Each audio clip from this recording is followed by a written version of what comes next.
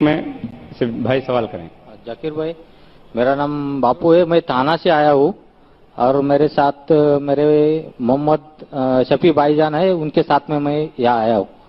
मेरा सवाल ये है कि चमत्कार और पुनर्जन्म, जैसे साईं बाबा सबको बोलते थे कि सबका मालिक एक है और उनकी अभी बहुत बड़ी मूर्ति बनती है और उसके बाद अभी उनकी कहीं इंग्लैंड भी उनका कोई पादुका जाती है और उनके बाद अभी एक शख्स भी बीच में था कि जो अभी गुजर गया, वो बोलता था कि मैं साईं का दूसरा अवतार हूँ।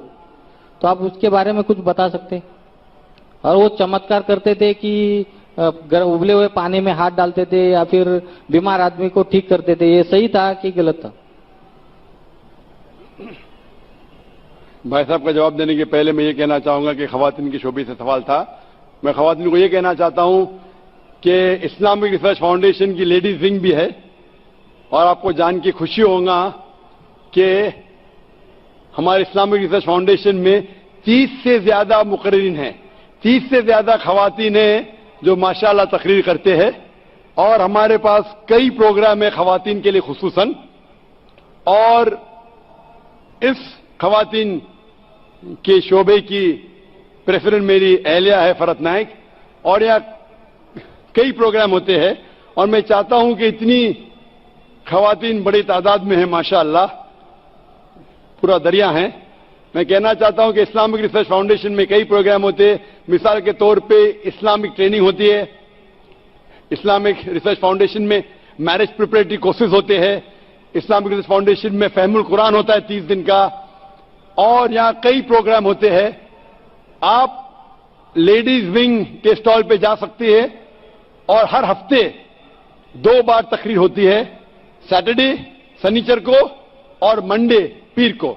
हफ्ते में 2 बार होता है तकरीबन 3:30 बजे। और जो प्रोग्राम्स होते हैं Fahmul Quran, marriage preparatory course, Islamic training program, उसकी डेट मुकर्रर की जाती है। आप लेडीज विंग में कांटेक्ट कर सकती है और मैं चाहता हूं कि अगर आप ये प्रोग्राम अटेंड करेंगे इंशाअल्लाह आपको बहुत फायदा होगा और आप इंशाअल्लाह इस्लाम के करीब रहेंगे। भाई साहब ने एक सवाल पूछा है कि साईं बाबा कहते थे कि भगवान एक है, ईश्वर एक है और वो चमत्कार करते थे और लोगों ने साईं बाबा की मूर्ति बना दी और वो उबलते हुए पानी में हाथ डालते थे। कैसा? भाई साहब, इसे कहते हैं मैजिक। मैजिक मतलब चमत्कार नहीं, ये मैजिक एक टेक्निक है जिसके जरिए आप ऐसी चीज कर सकते हैं जो आम अपने आंखों से नजर आता है कि चमत्कार है। एक होता है मिरेकल, चमत्कार जो पैगंबर करते थे, अभी पैगंबर का आने का सिलसिला बंद हो गया। कुरान में लिखा है सूरह आज़ाब में सूरह 33 आयत नंबर 40 कि मोहम्मद सल्लल्लाहु अलैहि वसल्लम आखिरी पैगंबर है। इसके बाद अगर कोई कहता है कि मैं पैगंबर हूं, उसे साइकियाट्रिस्ट की जरूरत है। किसकी जरूरत? साइकियाट्रिस्ट की। पैगंबर का सिलसिला खत्म हो गया। लेकिन मैजिक, जब मैं स्कूल में था मैं भी मैजिक करता था। मैं क्या करता था? आठानी लेता था, सबको दिखाता था, रुमाल में डालता था, पानी के ग्लास में डालता था, आठानी, रुमाल निकालता था, आठानी गायब। लोग समझते थे मैं चमत्कार हूं। इसे कहते हाथ की सफाई। हाथ की सफाई आसान है। मैं आठानी दिखाता था लोग को, इधर रहती थी मेरी कांच की गोल आठानी के साइज की कांच का टुकड़ा था, दिखाता था, रुमाल के अंदर अठन्नी से बदलता था वो कांच की टुकड़ा, टिंग टिंग आवाज आती थी, रुमाल को निकाल देता था, अठन्नी गायब। फिर आपके कान से अठन्नी निकालूंगा मैं। लोग बोले अरे चमत्कार, ये हाथ की सफाई है, इसे बोलते मैजिक ट्रिक्स। ये कोई भी कर सकता है, कुछ बड़ी बात नहीं। आप इंसान को 2 टुकड़े में काटो, वापिस जोड़ो, ये हाथ की सफाई है, कोई चमत्कार नहीं है। एक मिसाल देता हूं, पीसी सरकार, नाम सुना? पीसी सरकार तो बहुत बड़ा म्यूजिशियन था। वो साईं बाबा के पास गए। साईं बाबा क्या करते थे? चमचे को तोड़ते थे। उनने चमचे को सीधा कर दिया। साईं बाबा निकालते थे विभूति, वो निकाले कबूतर। ये हाथ की सफाई है। कबूतर निकालना हाथ में से बहुत आसान है। ये आम तौर पे, क्योंकि आपके आंख देख नहीं सकते हाथ कितना फास्ट मूव होता है, हमें लगता है उबलते पानी में हाथ डालना।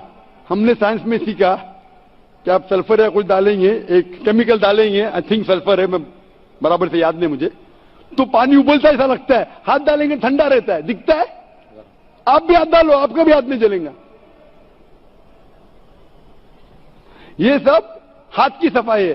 तो हाथ की सफाई से आदमी पैगंबर नहीं बनता है। और मूर्ति बनाना गलत है। साईं बाबा की मूर्ति बनाना है ईसा अलैहिस्सलाम की। ईसा अलैहिस्सलाम अल्लाह के पैगंबर थे, उनने कहा मूर्ति पूजा गलत है, फिर भी ईसाई लोग मूर्ति बनाते। तो ईसा अलैहिस्सलाम की गलती नहीं, वो ईसाई लोग की गलती है। तो इसीलिए हमें अल्लाह के अहकामात पे अमल करना चाहिए। कुरान मजीद, आप इस्लाम के बारे में पढ़ चुके हैं भाई साहब? नहीं, कुछ पढ़ा नहीं हूं, मैं पढ़ना चाहता हूं। पढ़ना चाह आप जानते हैं कि खुदा एक है? आप मानते हैं कि खुदा एक है? हाँ, एक तो है। आप मानते हैं? हाँ। आप मानते हैं कि बुत परस्ती मूर्ति पूजा गलत है? हाँ, मूर्ति पूजा गलत। आप मानते हैं ना? आप मानते हैं मोहम्मद सल्लल्लाहु अलैहि वसल्लम पैगंबर है? वो मैं जानता ना हूँ, इसके लिए मैं पढ़ना चाहता हूँ। तो आप इंशाअल्लाह कुरान मजीद का तर्जुमा लीजिए। हाँ। कुरान मजीद के तर्जुमे से आपको माशाअल्लाह हिदायत मिलेंगी। आप जो जबान में जानते, हिंदी में जानते तो हिंदी में लीजिए, अंग्रेजी जानते अंग्रेजी में लीजिए। इसे पढ़िए, इस पे अमल करें, इंशाअल्लाह आपको हिदायत मिलेंगी और आपको सही रास्ता मिलेगा। आदेश चतुर्वेदी है और मैं बॉम्बे में 2 साल से एज ए एडवोकेट प्रैक्टिस कर रहा हूं। इस्लाम को इतने प्रैक्टिकल तरीके से और प्रॉपर तरीके से इस्लाम जो आवाम है उसमें उसकी अवेयरनेस फैला रहे हैं। इसके लिए सबसे पहले मैं आपको प्रणाम करना चाहूंगा तहे दिल से। सवाल मेरा यह है कि मैं एज इंडिविजुअल में सोचता हूं कि जब से मैं पैदा हुआ हूं और मैं ब्राह्मण कुल में पैदा हुआ, हिंदू में पैदा हुआ हूं और मैं नॉन वेज खाता हूं, मेरे पिताजी के द्वारा मतलब बाय बर्थ चला आ रहा है, but my soul is not always accepting this act of like जो गोश्त खाना है। जैसे आपने अभी अपने नॉर्मल सवालों में भी बताया कि गोश्त खाना कितना ठीक है कितना नहीं ठीक है, लेकिन my soul is not accepting कि ये गलत है। एक हम अपने बच्चों को जरा चोट लगती है तो हम उनके लिए क्या क्या नहीं करते, कितना दर्द होता है, कितना पश्चाताप करते हैं, लेकिन जब हम हिंदुओं में भी कुर्बानी होती है हाँ, और उनमें ऐसा क्यों नहीं होता? हम ऐसे जस्टिफाई क्यों नहीं कर पाते हैं? मैं साहब ने कहा कि उसने मेरे कैसेट देखी, मेरी तकरीर देखी और वो मुझसे धन्यवाद कहना चाहते हैं कि इस्लाम को लॉजिक। मैं पहली बार आया हूं, मैंने आपका पहली बार ना, मेरे एक भाईजान है सलीम भाई, उनके थ्रू मैं आया हूं और मैं बहुत ही उनका तहे दिल से शुक्रिया अदा करता हूं कि उन्होंने मुझे ऐसी जगह पे लेके आए हैं। वो भाई साहब कहना चाहते हैं कि उन्हें तकरीर सुनी है और मेरी तकरीर से मुतासिर हुए कि मैं इस्लाम को प्रैक्टिकल वे में समझाता हूं और सही तरीके से। भाई साहब का सवाल है कि वो नॉनवेज खाते हैं लेकिन दिल संतुष्ट नहीं है। नॉनवेज दिल संतुष्ट नहीं तो मत खाओ, खाना फर्ज नहीं है। मैं उसको छोड़ना चाहता हूं, मैं छोड़ दूंगा भी, ऐसा है। मेरा जवाब सुनिए भाई साहब। आपने जवाब, अपने सवाल तो पूछ लिया है ना? हाँ हाँ, जवाब तो सुनिए। हाँ बिल्कुल। पूरा हुआ क्या जवाब? शुरू हुआ है। नहीं। इस्लाम में गोश्त खाना फर्ज नहीं है। आप अच्छे मुस्लिम बन सकते 100% शाकाहारी बनने के बाद भी, फर्ज नहीं है इस्लाम में। लेकिन मैंने जो आपको दलील दी वो ये दलील दी कि साइंटिफिक, आप जो कहते अपने बच्चे को चोट लगती है तो दर्द होता है आपको, तो जानवर को चोट लगती दर्द होना चाहिए ना जी। तो पेड़ पौधे को चोट होती है आपको दर्द नहीं होता है? कैसे इंसान है आप? तो वही तो मेरा सवाल है कि वो उसमें हम जस्टिफाई क्यों नहीं करते हैं? हमारा ये है कि इसीलिए मैं कहता हूं, लेकिन पेड़ पौधों की चीख आपको सुनाई नहीं देती। आपने मेरा जवाब सुना कि नहीं? मैं जो जवाब दिया 8वीं गलतफहमी, 8वीं गलतफहमी गोश्त के बारे में मैं साफ तौर से कहा कि पेड़ भी चीखते हैं, उसकी चीख सुनाई नहीं देती। मैं पूछना चाहता हूं, आपका बच्चा गूंगा है, आप उसको चुबोते, हाथ काटते उसका, वो रोता है, सुनाई नहीं देता, तो खुश है क्या आप? मैं खुश नहीं हूं, इसीलिए तो मेरा समाधान मैं इसलिए बोलता हूं मैं तो आप भाजी पाला क्यों खाएंगे? फिर भाजी पाला भी मत खाओ, आप जिएंगे कैसा? आप जब सांस लेते जिरासिम जाते, आपके जिस्म में जिरासिम जर्म्स जाते, जर्म्स की भी जिंदगी होती है, लाइफ होती है। आप उनका कत्ल क्यों कर रहे? आप खड़े अभी हर मिनट आप सांस ले रहे, हजारों जर्म्स की कत्ल कर रहे, क्यों कर रहे? कैसे इंसान है आप? जवाब दो। आप कातिल है। ठीक है, जो नहीं दिखता है ठीक नहीं, ठीक है क्या ठीक नहीं है? नहीं हम लोग दिखता है का मतलब अपनी ट्रेडिशन को जैसा हम लोग पैदा होते हैं, जो चीज फॉलो करा दी जाती है या उसको थोप दिया जाता है, उसी को फॉलो करते चले जाते हैं। मेरे बाप दादा कहते थे दुनिया चपटी है, क्या मैं मानूं? नहीं तो मैं मान नहीं रहा हूं, इसीलिए तो मैं आपसे समाधान चाहता हूं। इसीलिए मैं कहता हूं कि साइंस अभी तरक्की कर चुकी है। साइंस कहती है कि पेड़ पौधों में भी जान है, जानवर में भी जान है। जो जानवर खाने के लिए बनाए गए उसको खा सकते हैं, जो जानवर से नुकसान होता है मत खाइए।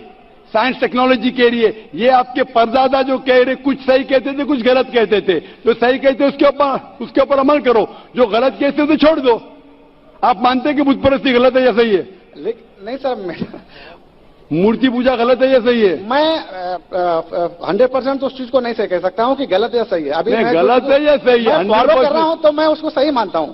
फॉलो कर रहे इसलिए सही मानते। हाँ। आप चोरी करेंगे तो चोरी सही हो जाती है। नहीं, आप नहीं करते। अगर एक इंसान बोलेगा मैं चोरी कर रहा हूं इसलिए सही है, नहीं, तो ये सही दलील है? नहीं, सही चोरी वो मैं कहता हूं कहा गया है कि गलत है। मैं पूछता हूं, अगर एक चोर दलील देता है आपको, क्या मैं चोरी करता हूं इसलिए सही, आप वो दलील को मानेंगे? तो वो समाज के द्वारा बता दिया गया कि चोरी गलत है, इसलिए हम उसको गलत आपके किताब में साफ तौर से अहित होता है, किसी का अहित होता है। भाई साहब, आपके किताबों में साफ तौर से लिखा गया है कि मूर्ति पूजा गलत है, बुत परस्ती गलत, फिर भी आप कर रहे। मुझे सर उतना अवेयर होता तो मैं यहाँ क्यों आता? इतना मनुष्य में आप अगर आ गए इधर तो अभी पूछ रहा हूं, अभी अवेयरनेस आया कि नहीं? अभी आप 3 घंटे से इधर है, अभी आप अगर अवेयर नहीं होंगे तो आने का फायदा क्या आपके? आप इतने घंटे से है इधर, मेरी तकरीर सुन चुके हैं, सवाल जवाब सुन चुके, इतने हवाले दिया, मैं चैप्टर नंबर वर्स नंबर वेद का, उपनिषद का वो मैंने लिखा अभी माश लिख लिए। तो अभी आपको यकीन हुआ कि मूर्ति पूजा गलत है? गलत इमेजिनरी चीज को मैं गलत तो नहीं मान सकता। आप घर पे जाके तहकीक कीजिए भाई साहब, घर पे जाके तहकीक कीजिए जी, और तर्जुमा पढ़िए वेद का जी, आपके उपनिषद का, और मैं कहूंगा कुरान मजीद का तर्जुमा भी पढ़िए जी, तर्जुमे के जरिए इंशाल्लाह हिदायत पाएंगे। जी जरूर। Hope the answer the question. Because I'm happy, I'm a Muslim, that's what makes me happy, and that's the truth. Can we move to the brothers section? Do we have a question from a non-Muslim? Hi, I have a question, very simple and short. How Islam define love, and what is love? You have asked the question that how does Islam define love and what is love? Love, brother, is the care and the craving for one for another. It can be between human beings, it can be between different creatures, it can be between you and your Creator. And it's clearly mentioned, it says that Allah is the one who loves in the Quran in 2 places. So love is a craving and the affection between 2 creatures, between 2 human beings, can be between you and your Creator. And Allah says in the Quran in Surah Rum, chapter number 30, verse number 21, that amongst His signs, He has created for you mates amongst yourself, so that you may dwell with them in tranquility. Allah says that He has created for you mates, spouses, wife and husband, so that you may dwell with each other in tranquility. So Almighty God has put love between the hearts. Almighty God says He has put love between the hearts of the husband and wife, so that you may dwell with each other in tranquility. That means you care for each other. If she gets hurt, you are hurt. If she is happy, you are happy. So all this is love. And therefore God says that He has put this love between the man and the woman, between the husband and wife. Hope that answers the question. Thank you.